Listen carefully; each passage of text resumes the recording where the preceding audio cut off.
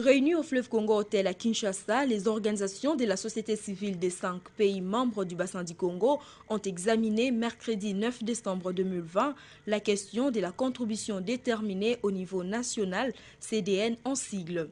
Au cours de cette rencontre de haut niveau, il était également question de réfléchir sur une stratégie commune de la société civile sous-régionale du bassin du Congo, afin de parler tous ensemble des mêmes langages devant les décideurs. Nous appelons ça rencontre de haut niveau de la société civile des pays du bassin du Congo.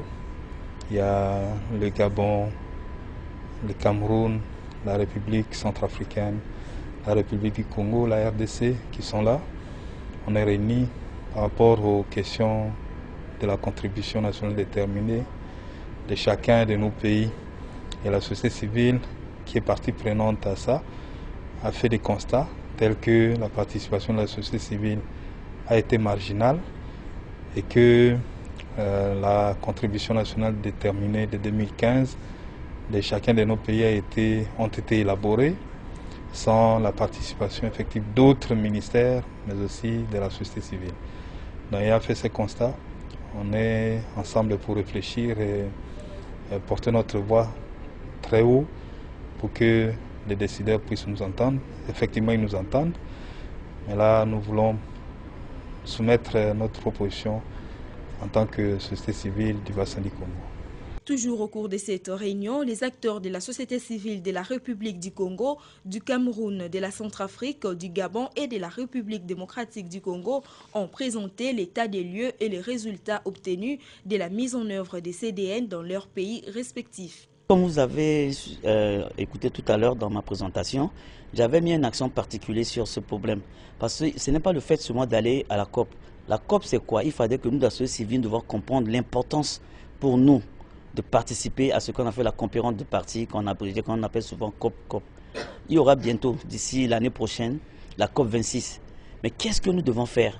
Il faut que nous, au niveau de la Centrafrique, nous avons dit que c'est très important de se réunir et de renforcer la compréhension des organisations membres de notre plateforme pour qu'ils puissent savoir ce que c'est que la COP.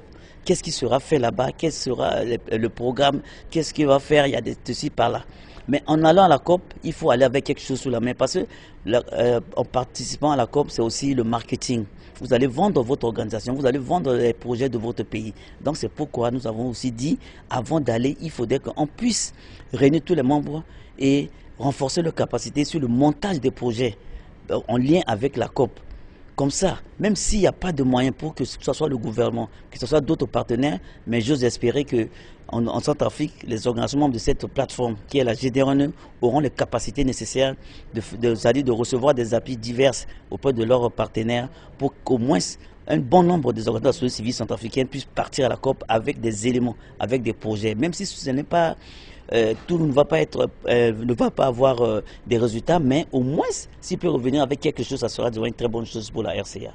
Dans l'objectif de convenir les messages et priorités communes en faveur de la bonne gouvernance forestière et climatique, y compris le respect des droits des populations locales, les participants à cette rencontre ont formulé quelques recommandations. Les pays du bassin du Congo se sont officiellement engagés dans la CDN depuis 2015. Ils ont tous proposé une contribution déterminée au plan national, CPDN en sigle. Cependant, on constate que les documents avaient été élaborés à des fins politiques, échappant ainsi aux exigences techniques et sociales. On note des défis de gouvernance en ce qui concerne 1. L'implication et la participation des parties prenantes. 2. La connaissance des CDN par la plupart des parties prenantes. 3. La redevabilité et la transparence. 4.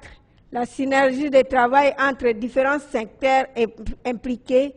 5. La prise en compte de la dimension genre. Toutefois, les participants à l'atelier ont insisté sur les nombreux risques que font peser les contextes nationaux sur la réussite des CDN. Eu égard à ce qui précède, les participants recommandent la participation et l'inclusion des parties prenantes, Impliquer et faire participer toutes les parties prenantes au processus de révision des CEDEN, renforcer les synergies entre différents secteurs, renforcer la participation à toutes les étapes du processus, rendre des informations disponibles, sensibiliser, informer, renforcer les capacités des parties prenantes dans le processus de révision des CEDEN en vue d'une participation efficiente et effective. La prise en compte des droits de l'homme et du genre, prise en compte de l'aspect genre et la reconnaissance des droits des jeunes, les communautés locales et peuples autochtones, y compris les femmes. La transparence, l'intégrité et la redevabilité. Mettre en place des mécanismes de redevabilité. La coordination multisectorielle. Encourager la mise en place d'une coordination multisectorielle et représentative sous le leadership d'un organe gouvernemental de préséance. Mettre en place un mécanisme de suivi et évaluation efficace. Fait à Kinshasa, le 8 décembre 2020, les participants. Notons que cette réunion a été tenue en perspective de la COP 26 prévue l'an prochain à Glasgow en Angleterre.